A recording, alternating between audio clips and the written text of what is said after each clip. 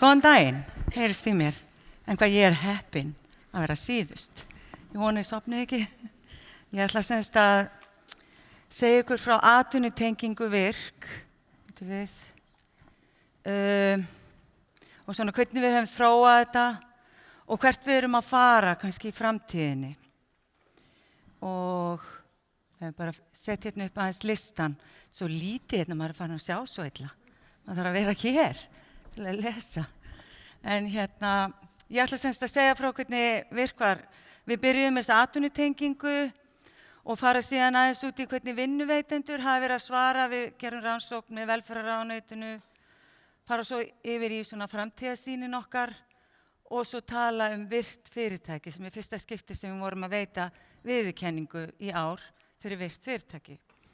En við náttúrulega hjá virk vitum þetta, það að vera í vinnu, það er gott fyrir heilsuna og velíðan og það að vera atvinnulaus, það er mjög slæmt og gefið þið bara önnur vandamál. Þannig það er rosalega mikilvægt að reyna að komast aftur inn á vinnumarkaðinn og vera á vinnumarkaðinum. Þó að maður sé með einhvern heilsubrest og það eru margir á vinnumarkaðinum með heilsubrest. En þetta er eiginlega myndin sem svona sett okkur að stað í að hugsa, við þurfum kannski að gera aðeins meira fyrir þetta fólk sem við erum að útskrifað frá virk, eru með vinnugetu en eru ekki með starf. Og þegar við hringdum aftur 6 mánuðum seinna, er þetta punktur, já, 6 mánuðum og svo 12 mánuðum seinna, að það hafði ekkert að launum á vinnumarkaði aukist. Það var ennþá 44% sem voru hlutfall stöðugilda. Það þýðir að það eru fleiri en einn bak við eitt stöðugildi. Þannig að þetta er ekki 44% einstaklingar, heldur 44% af stöðugildum. Og það sem jókst voru örorkulífeyrisþegarnir. Þegar við hringdum, þá voru fleiri komnir á örorku. Og það er náttúrulega þannig hjá virk að það eru ráðgjafar virk sem eru í starfi alla daga að koma fólki aftur til vinnu og stærsti hluti einstaklingi starfsendurhæfingu fara inn á vinnumarkaðinn frá ráðgjafa. En það er ykkur hluti þarna inni sem þarf meiri aðstoð og við hugsum, förum að stað með eitthvað verkefni þar sem við erum að einblína á þetta fólk með skertu starfsgetuna sem við erum að útskrifa með 50% starfsgetu, með 70% starfsgetu og svo þegar þau eru að fara að sækjast fyrir vinnu, það er enginn að auglýsa eftir hlutastörfum. Það er enginn sem þau fá aldrei viðtal. Þannig að við fórum að stað að hugsa hvað við getum gert. Við vorum náttúrulega búin að vera í langan tíma með þróunarverkefni með geðdeild Landspítalans, endurhæfingadeild Landspítalans á Laugarási. Alveg frá hausti 2012 þá byrjuðum við að þróa þetta verkefni og við byggðum það á þessari EPS hugmyndafræði. Og þessi EPS hugmyndafræði, hún er semst að styðja einstaklingin inn á vinnumarkaðinn og það sem var svo nýtt við þessa hugmyndafræði var að við vorum ekki að þjálfa fólk fyrst og setja það svo í vinnu, heldur ef fólk sagði ég vil fara að vinna, þá fórum við af stað með þau og fórum að reyna að finna vinnu þó að þetta unga fólk satt kannski fyrir framamann og maður var alveg, er ég að fara með hann í eitthvað fyrirtæki? Í byrjun, þá var þetta erfitt, en síðan eftir við fórum að vinna meira með þeim, þá risu þau upp og þau fundu fyrir meira sjálfstæði og sjálfsöryggi og þau voru tilbúin að fara inn á vinnumarkaðinn og hausti 2013, þá réðum við til okkar atvinnulífstengil og lengi vel var bara þessi eini og við unnum bara með Laugarásnum, en síðan tókum við inn Klepp og síðan kom inn geðteymi heilsugæslunnar. Þau heita náttúrulega ekki austur og vestur í dag, en í dag, svo eftir því sem þetta þróaðist aðeins meira, þá fórum við að bæta við gátum náttúrulega ekki bara að vera með einn og vera með þessi geðheilsuteymi og Klepp. Á tímabili þá voru 4 atvinnulífstenglar tengdir þessu verkefni. Og á 6 árum þá náðum við yfir 100 störf sem er athyglisvert vegna þess að þetta eru allt einstaklingar með alvarlega geðræn vandamál. Og EPS var þróað í byrjun til að hjálpa fólki með alvarlega geðræn vandamál. En í dag það er verið að nota þessa hugmyndafræði fyrir alls konar hópa. Og við höfum til dæmis nýttum okkur þetta til að byrja að þróa okkar verkefni sem hét aukin atvinnutenging í starfsendurhæfingu. Og þá vorum við að hugsa fólki sem var að klára starfsendurhæfingu hjá okkur. Og við byrjum að þróa þetta 2015-16 og það fyrsta sem við gerðum var að fara og hitta fyrirtækin. Þú veist, fara og tala við fyrirtæki, fá þau í samstarf og segja þeim hvað við vorum að hugsa og hvernig við værum tilbúin að hjálpa þeim að taka á móti einstaklingi með skerta starfsgetu, þannig að það yrði árangusrík endurkomandi vinnu. Og þannig að fyrstu atvinnulífstenglarnir kom ekki inn í verkefni fyrir 2016-17, en í dag þá erum við með 11 atvinnulífstengla og 3 af þeim eru staðsettir út á landi. Einn er á Akureyri, einn á Reykjanesi og svo einn staðsettur á Selfossi. Og megin áherslur voru á þess einstaklinga með skertu starfsgetuna. Og það sem markmiðið var að reyna að tryggja þessum einstaklingum farsæla endurkomu inn á vinnumarkaðinn. Og við vildum líka innleiða þetta og reyna að koma þessu inn hjá fyrirtækjum, að gefa fólki tækifæri á aðlögun. Þú veist, aðlögun inn í vinnu samhliða þau voru ennþá í starfsendurhæfingu.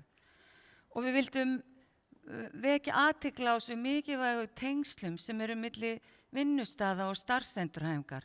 Það er bara alla rannsóknir í dag að sýna að því meiri tengsl sem þú ert með við vinnustaðinn þinn, því meiri líkur ert að þú komist aftur til vinnu.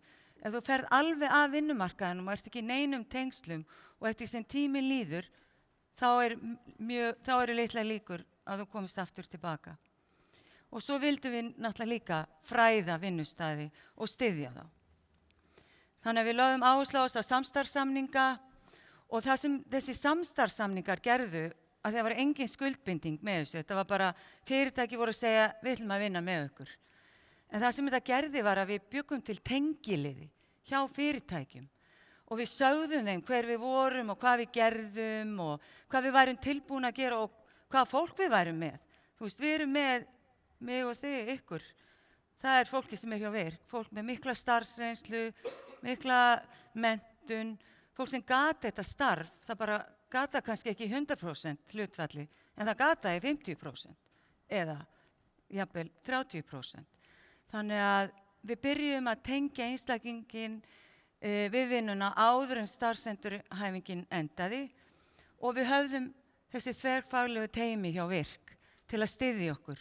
Við erum með sjúkraþjálfara, iðjuþjálfa, sálfræðinga, félagsráðgjafa og alltaf þegar við lendum í einhverjum vandamálum og enn í dag, að þá erum við alltaf með þennan stuðning og við vorum að líta á vinnuna sem úrræði.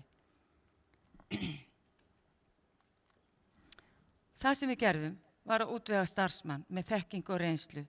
Við aðstöðum fyrirtækin að búa til vinnuáætlun, þannig að einstaklingur fekk svona stigvaxandi innkomin í vinnu og það var alltaf eftirfylgd. Og við erum ennþá með þessa eftirfylgd. Hún er mislöng að því fólk er mismunandi, sumir þurfa enga eftirfylgd, sumir þurfa mikla eftirfylgd. Og við náttúrulega reynum að laga okkur eftir þörfum einstaklingana. Og við hjálpuðum fyrirtækjum að leysa úr vandamálum og svo veittum við náttúrulega fræðslu og ráðgjöf. Og það sem fyrirtækin og við vorum að reyna að selja þeim þennan ávinning, að við vorum að, segja þeim að ef að þið eru í þessum tengslum og við vorum að kenna þeim svolítið hvernig við vorum að hjálpa fólki tilbaka eftir veikindi, að þá styttir veikindafjarveru fólks, það kemur fyrr til vinnu. Og þekking þessa starfsfólks helst inn á vinnustaðnum, það fer ekki í burtu og það verða til skýrari og samræmdari vinnuferlar hvernig við ætlar að aðstafa fólk aftur til vinnu og þá erum við ekki bara að tala um fólk sem er að koma í starfsendurhæfingu, líka fólk sem er að fara í veikindaleyfi og er svo að reyna að koma tilbaka, fólk sem er búið að vera lengi í burtu, þá á mjög erfitt með að koma strax bara í 100% vinnu og það eykur árangurinn að leyfa þessu fólki að koma með stigvaxandi hætti inn í vinnuna. Vinnustaðurinn gat líka haft aðgengi að þessum sérfræðingum og síðan bætti þetta ímynd þessa fyrirtæki sem endurspeglaði þessa samfélagslegu ábyrgð sem þau voru að sýna með því að gefa þessu fólki tækifæri. Þetta eru fyrirtæki sem eru til dæmis inn í kerfinu og við höfum fengið fullt af vinnum til dæmis hjá Landspítalinn frábær samstarfsaðili og Reykjavíkurborg og bara öll þessi fyrirtæki, Marel og Össur og CCP, þegar margir farið að vinna hjá þeim, mikið á ungu fólki, ungu mönnum, klárir í tölvum, þeir hafa mikið áhuga á svona tölvufyrirtækjum. Þannig að við erum að finna hjúkrunarfræðinga, rafvirkja, við erum að finna alls konar störf. En í dag, að þá, semst frá því við byrjum, 2017 til 2022, þá höfum við fundið 1216 störf. Og þetta töluvert, af því þetta allt saman fólk sem kemur inn og það í byrjun með skerta starfsgetu. Oft ef við byrjum að vinna með þeim, þá vex þeim svona sjálfsöryggið og þau eru tilbúin að fara í stærra starfshlutfall. Og við erum með 1603 vinnustæði inni í upplýsingakerfinu okkar og stór hluti þessa fyrirtækja eru með tengilið, af því að eitt af störfum atvinnulífstengils, það að fara og heimsækja fyrirtæki og þó að fyrirtæki skrifi ekki undir samstarfssamning, þá erum við búin að mynda þennan tengilið. Þú veist, og við skráum hann í kerfið og svo fáum við kannski einhvern einstakling sem segir, ég vil fara að vinna hjá Advania. Þá hringjum við í þann tengilið og hann veit hvað við erum að fara að segja. Þannig að í erli dagsins, þá oft maður að hringi fyrirtæki sem veit ekkert hvað maður að fara að segja, þeir segja bara, við megum gera þessu. En þú veist, þegar þú komið þennan tengilið, þá komin þessi þekking og þeir eru tilbúnir að stoppa og heyra og segja, já, ok, sendum við nokkrar ferilskrár. Af því þeir eru kannski með vinnum. Mörg af þessum störfum eru aldrei auglýst. Þannig að það svo mikilvægt að vera í sambandi við fyrirtæki. En við erum alltaf að bjóða þeim að skrifa sig undir svona samstarfssamning. Og í dag erum við með 361 samstarfssamning. Og ég tók aðeins út hvaða tegund af vinnu atvinnugreinaflokkum við erum með samkvæmt íslenskri flokkun og þá algengustu fyrirtækin í þessu heild- og smásöluverslunum, síðan það framleiðslan og svo rekstur, gististaða og veitingarekstur. Þetta eru flestu fyrirtækin sem inn í þessu, en ég held að við séum með eitthvað fyrirtæki í eiginlega öllum flokkunum, en það eru náttúrulega sumir með mjög fá fyrirtæki. Og ég veit ekki, við erum ekki með ársrit okkar, en það þetta nálgast ársrit virk inn á virk.is. Við gefum út ársrit okkur einasta ári. Það mjög mikið af góðum upplýsingum starfsendurhæfingu og starfsemi virk. Og þar eru þessar 2 myndir sem eru atvinnutengingu virk og það eru bara einstaklingar sem koma til atvinnulífstengla. Þetta ekki þeir sem að fara í vinnu frá ráðgjafa. Það í heildartölunum. Þetta eru bara þeir sem koma og fá aðstoð frá atvinnulífstenglum. Og við sjáum hérna á myndinni, það eru fjöldi starfa sem við höfum fengið síðustu 3 árin og munurinn á milli 21 og 22, við vorum náttúrulega með COVID og svo fækkaði aðeins í hópnum hjá okkur. En algengustu störfin eru náttúrulega þjónustu, umönnunar og sölustörf, síðan ósérhæfð og svo koll á kolli sérfræðistörf, 7%. En meiri parturinn af þessu einstaklingum fari í hlutastörf, eða 57%. En það athyglisverða að það 43% af þeim fari í fullt starf. Þau koma kannski inn og að segja, þau treysta sér ekki í fullt starf, þau veit ekki hvað þau treysta sér í og svona. En svo kannski finnst akkurat starfið sem þau hafa mikinn áhuga á og eftir þau halda áfram að vinna með atvinnulífstenglinum, þá bara eykst sjálfstraustið og þau eru tilbúin að reyna og mörg þeirra fá tækifæri til að fara inn á stigvaxandi máta. Þannig ef við skoðum þessa hlutfallsstöðugilda sem fóru í laun á vinnumarkaði, því við vorum náttúrulega að reyna að auka það þegar við vorum að hugsa að stíga aðeins fastar inn fyrir þessi einstaklinga sem eru með skerta starfsgetu og fá ekki vinnu, af því það enginn að auglýsa eftir þessum störfum, að þá getum við séð þarna í kringum 2018-19, þá þetta svona aðeins að aukast, fjöldi þeirra sem útskrifast með laun á vinnumarkaði og það eru fleiri einstaklingar bak við hvert stöðugildi þarna inni.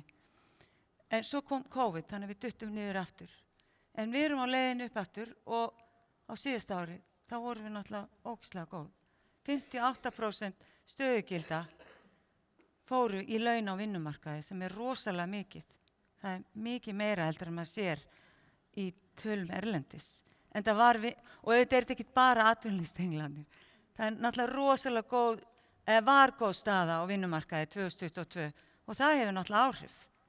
Þannig að það hjálpar okkur allt saman. En þetta að fara og tala við fyrirtækin, það greiðir leiðina. Það sko alveg örugglega á hreinu. Þannig að núna ætlum við að fá aðeins að kynnast nokkrum að atvinnulífstenglum virk.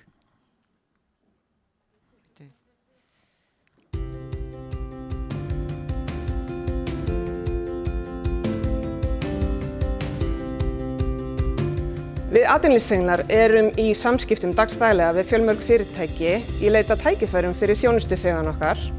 En fyrirtækin geta líka haft samband við okkur að fyrrabragði. Við erum oft svona fyrst að tékkja fyrirtækjum áður en við setja starfsauglýsingu í loftið eða losna hlutastarf, tímabundin staða eða fullt starf og almenn ráðning. Þá hvetjum við fyrirtæki til þess að hafa samband við okkur og er aldrei að vita nema það leynist flottur kandidat í okkar hóp. Það er mikilvægt fyrir atvinnulífstengla að vera í góðum samskiptum með fyrirtæki sem bjóða upp á vinnuprófanir. En vinnuprófanir geta verið frábær leið inn í nýtt starf eða til að meta starfsgetu einstaklinga. Það er gott að vera með tengilið á vinnustað sem nýr starfsmaður getur leitað til. Einhver svona sem styður við þig og getur sagt þér frá öllum þessum litlu óskrifuðu reglum sem fyrirfinnast í fyrirtækjamenningu fyrirtækja. Svona einhver þinn buddy. Það getur reynst einstaklingum mjög erfitt að ná fullri þátttöku á vinnumarkaði eftir langvarandi veikindi og fjarveru frá vinnumarkaði. Ein leið til þess að ná þessari endurkomu er að fara stigvaxandi inn í starfið. Þannig nær starfsmaðurinn fyrr fullri starfsorku á árangursríkan hátt. Það er mikilvægt að fyrirtæki er viljugt til að bjóða einstaklingum í atvinnutengingu virk í atvinnuviðtöl. Tréning til nýmistra. Við hvetjum fyrirtæki til að auka við sveigjanleika með því að bæta við hlutastörfum og skapa í leiðinni aukin atvinnutækifæri fyrir fólk með skerta starfsgetu. Við hjá Virk sjáum hvað er mikilvægt að fyrirtæki sýni bæði skilning og sveigjanleika gagnvart starfsendurhæfingu og endurkomu til vinnu. Þetta geti til dæmis verið breyttur vinnutími eða breyting á verkefnum eða eitthvað slíkt.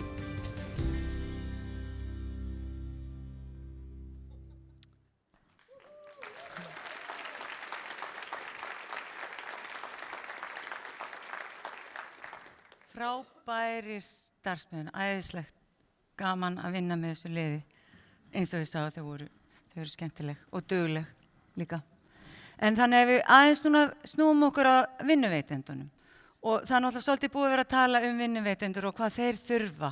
Og við þurfum náttúrulega, við þurfum vinnu fyrir þetta fólk, en vinnuveitendur þurfa líka að geta tekið á móti þeim og það getur verið erfitt, fólk er með ýmsar þarfir. En vinnuveitendum, þeir finnst mjög mikilvægt að starfsmaðurinn hafi þekkingu á starfinu sem hann er að fara í. Og þeim finnst líka mikilvægt að hafa góðar upplýsingar, þannig að þeir viti eitthvað aðeins hindrun einstaklingsins, þannig að þeir geta áttað sig á hvaða mögulega áhrif þau mun hafa á starfið. Og síðan finnst þeim mikilvægt að vera með góð og stöðug samskipti og þetta er það sem við erum að veita þessum fyrirtækjum og teljum okkur standa okkur þar mjög vel með þessum fyrirtækjum. Af því að vinnuveitendurnir, þeir eru ofta ekkert meðvitaðir hverja þarfir þessara starfsmanna eru og þeir vita ekkert kannski endilega hvernig þeir eiga að koma til móts við þá til að auðvelda þeim þess að endurkomu til vinnu. Þeir hafa líka miklar áhyggjur af hversu mikið þeir geta unnið og hver gæði vinnunar er og svo eru þeir með kannski rangar hugmyndir að þetta fólk hafi lítinn sveigjanleika og það sé mikið fjarverandi. En það er alls ekki satt og það eru til rannsóknir þarna úti sem segir að fólki sem vinnur í skertu starfshlutfalli er með minni veikindafjarfir heldur en almennur starfsmaður. Þannig að þetta er ekki rétt. Þannig að þetta eru rannsóknir erlendis frá. Við gerðum líka rannsókn með velferðarráðuneytinu sem hét þá velferðarráðuneytið þetta er alltaf að skipta nafn, sko, styðjandi og hindrandi þætti fyrir atvinnuþátttöku einstaklinga með skerta starfsgetu út frá sjónarmiðum atvinnurekanda og svo einstaklinga með skerta starfsgetu. Og þetta var rafræn spurningakönnun árið 2018. Það voru 600 fyrirtæki sem tóku þátt og 600 einstaklingar og þetta voru 45% svarhlutfall sem telst víst ágætt í dag í svona rafrænum spurningakönnum. Og hérna, ég ætla bara að sýna ykkur nokkrar niðurstöður, en það svolítið athyglisvert að það voru fyrirtæki spurð, yfir 70% af þessum 600 fyrirtækjum höfðu verið með einstaklinga með skerta starfsgetu í vinnu og stór hluti þeirra var með mjög góða eða frekar góða reynslu af því að vera með svona fólk í vinnu. Það var mikið meira, það voru einungis 4% sem voru með mjög slæma og ég hugsa að þetta sé ekki neitt öðruvísi en almenn ráðning. Ég meina, fólk sem kemur á götun og ræður sig í vinnu, það er ekkert alveg alltaf 100% skorað, sko. Það er alveg á hreinu, þannig að þetta örugglega ekki mjög öðruvísi. Þannig að þau fyrirtæki sem hafa ráðið fólk með skerta starfsgetu, það er mikið meira að segja að það hafi góða reynslu af því. Og hvað eru þeir að segja að sé svona gott? Þetta góður starfsmaður, hann vinnusamur, duglegur, samviskusamur, stendur sig vel í starfi, hefur góð áhrif á samstarfsfólk og vinnustaðinn, stundvís. Hver vill ekki svona starfsmann? Þannig að ég meina, þetta eru 70% af þessum 600 fyrirtækjum voru að segja þetta. Og þetta spurning sem var lögð fyrir fyrirtæki sem höfðu ekki ráðið einstaklinga með skerta starfsgetu og þá var verið að spyrja hvað það sem helst hindrar vinnustæðin í að ráða fólk með skerta starfsgetu til vinnu og það sem var helst var að það voru ekki til hentug störf í boði innan vinnustæðarins. En auðvitað þetta svolítið, mindset, maður þarf kannski að gefa þessu tækifæri og kannski hugsa að skipta einu fullu stöðugildi niður í 2 stöðugildi. Og við hjá Virk og atvinnulífstenglandi, við erum svona að reyna að opna þennan möguleika hjá fyrirtækjum, að reyna að fá þau til að hugsa, en auðvitað lítil fyrirtæki eiga kannski erfitt með að ráða fólk með skerta starfsgetu, af því að til dæmis númer 2 að starfsmenn þurfa að geta gengið í öll störf. Það eru vinnustæðurinn þarf náttúrulega líka að geta komið til móts við einstaklingin. En það sem líka svolítið athyglisvert að það voru ekki margir sem sögðu að hindrunin væri kostnaðar, að þetta væri kostnaðarsamt. Því að svo oft sem hefur verið sagt að það sé svo kostnaðarsamt að vera með fólk í hlutastörfum og síðan líka neðsti punkturinn hérna að viðkomandi myndi ekki passa inn í starfsmannahópin. Það var bara næstu enginn sem sagði það. Þannig að, ef við bara getum komið þessu fólki inn, þá mun það blómstra og gera góða hluti. Kosti við að ráða fólk með skerta starfsgetu. Flestir sögðu að fyrirtæki sýndi með því samfélagslega ábyrgð í verki. Og þessa spurningu fengu allir. Hvaða kosti myndur telja á því að ráða fólk með skerta starfsgetu? Og auka fjölbreytni á vinnustað. Það kemur náttúrulega ný og mikilvæg þekking með öllum nýju starfsfólki. En það sem kannski svolítið sorglegt þessi 11% annað.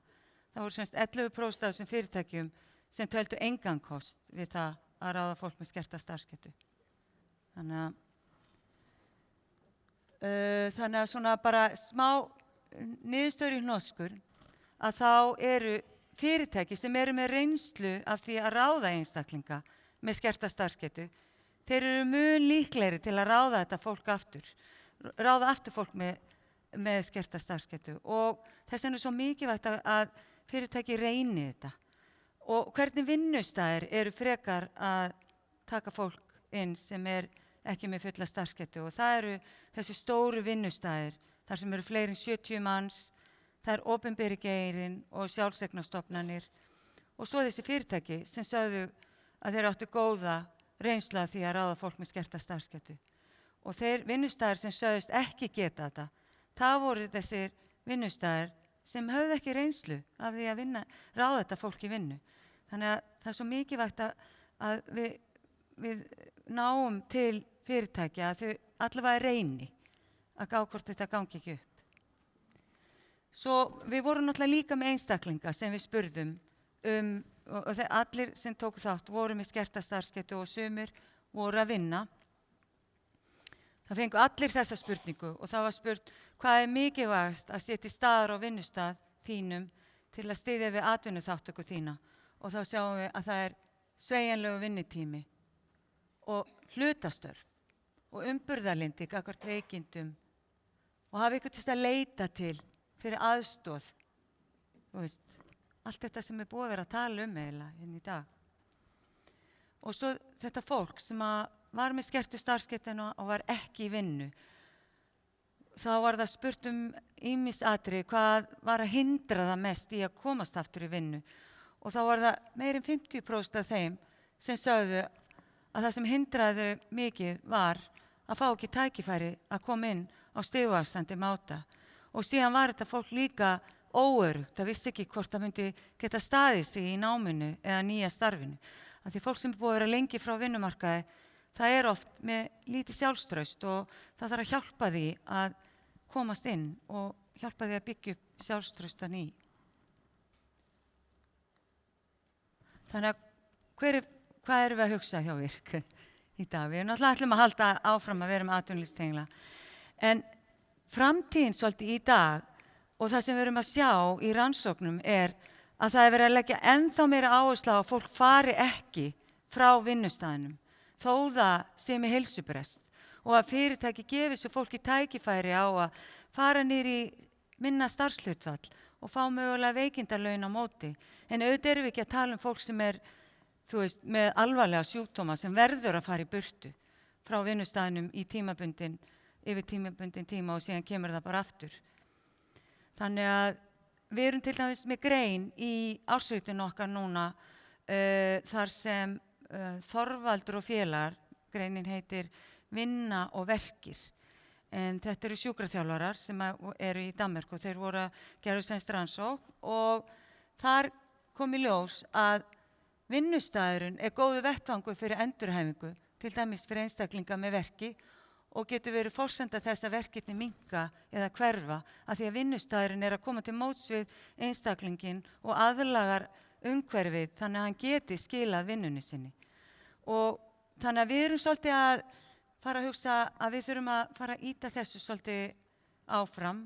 Það er á öllum hinum Norðurlöndum, þá er lögð áhersla á þetta úrræði að fólk taki hlutaveikindi á móti hlutastarfi og sumir að segja að mögulega þetta áhrifaríkasta inngripið til að bæta atvinnuþátttöku einstaklinga sem hafa verið fjarverandi á vinnustað.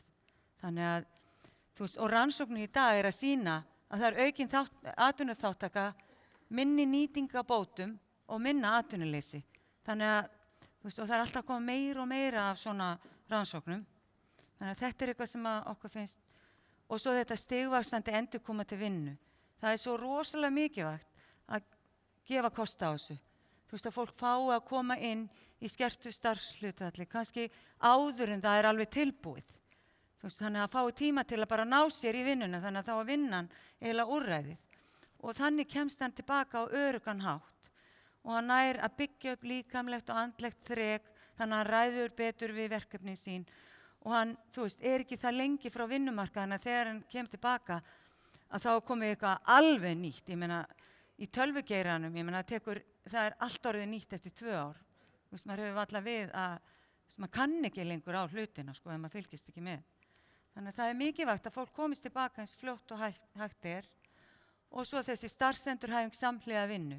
En við vorum með þróunarverkefni með Landspítalanum, þar sem við vorum að taka starfsmenn Landspítalans í starfsendurhæfingu á meðan þeir voru í skertu starfshlutfalli og fengu hlutaveikindi á móti.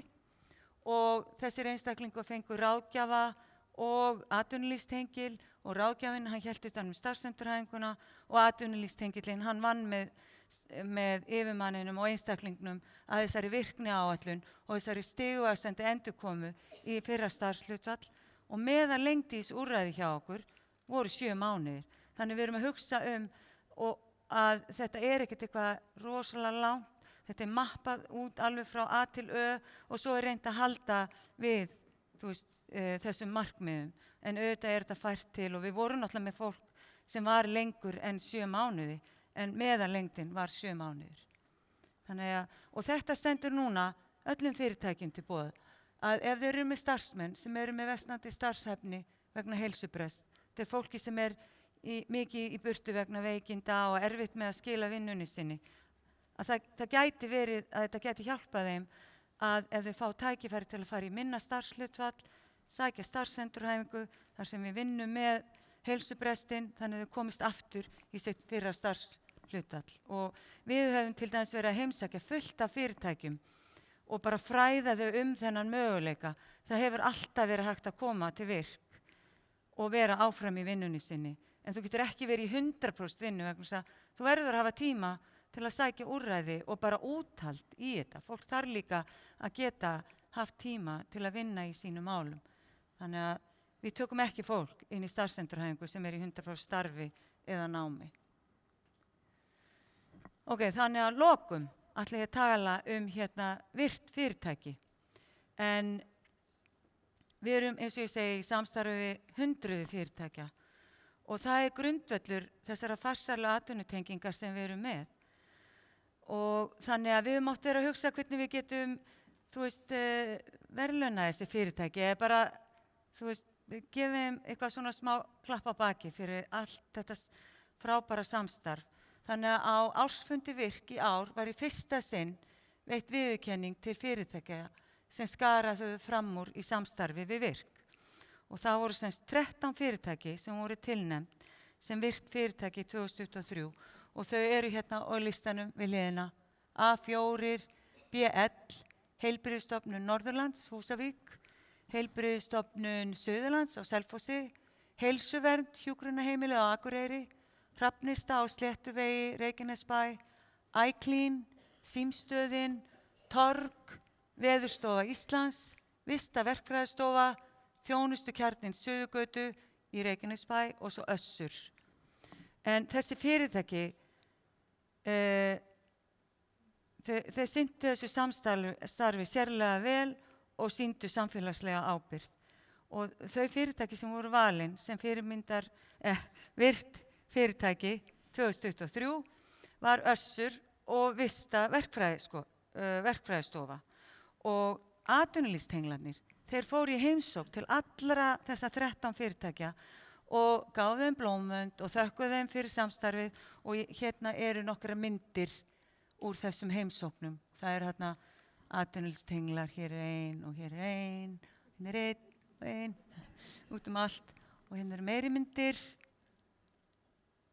Þannig að ég ætla að ljúka þessu hjá mér. Reyndar, að þá fengum við líka svona smá,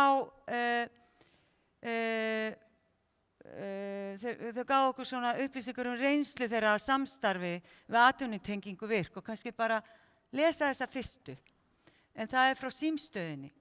Reynsla okkar af samstarfi með atvinnutengingu Virk mjög góð. Þeir aðilar sem hafa mætt til starfa hjá okkur í gegnum Virk hafa verið meira en tilbúnir í að taka fyrsta skref endurkoma á atvinnumarkað. Auk þess að ræða virkilega hæft fólk og reglusamt. Starf hjá okkur hentar vel Virk þar sem starfsmenn geta byrjað á lágu starfshlutfalli og auka svo við sig jafnt og þétt. Þetta bara það sem við erum búin að vera að segja. Fólkið okkar tilbúið, það þarf bara að fá tækifæri.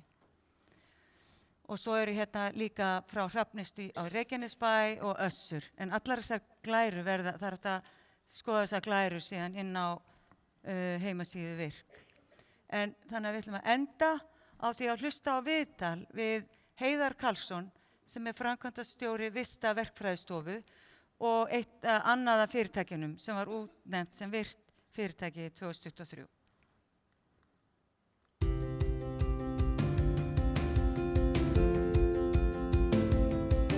Okkar ráðleggingar til þeirra fyrirtækja sem eru að taka við fólki sem eru að koma aftur út á vinnumarkaðinn mjög skýr. Þú þarft að hafa aðila sem getur tekið á móti viðkomandi, sýnt honum áhuga og leiðbeint honum til þess að tryggja að þá aðili sem eru að koma til fyrirtækisins upplifi sig sem þarfan einstakling sem hefur skýrt hlutverk í því sem hann er að gera.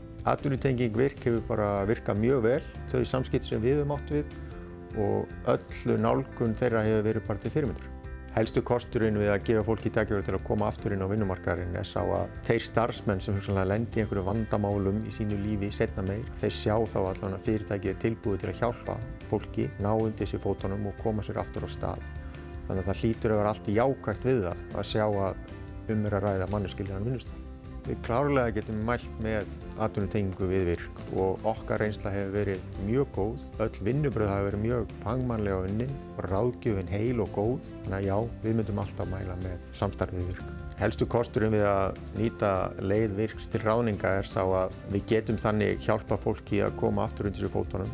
Við sýnum samfélagslega ábyrgð og mér finnst mikilvægt að fyrirtækin í landinu horfi til þessara leiðar þegar þarf að ráða fólk inn út af því að öll getum við mistið okkur í lífinu og þá getum við hjálpað einhverjum að ná sér aftur á strik.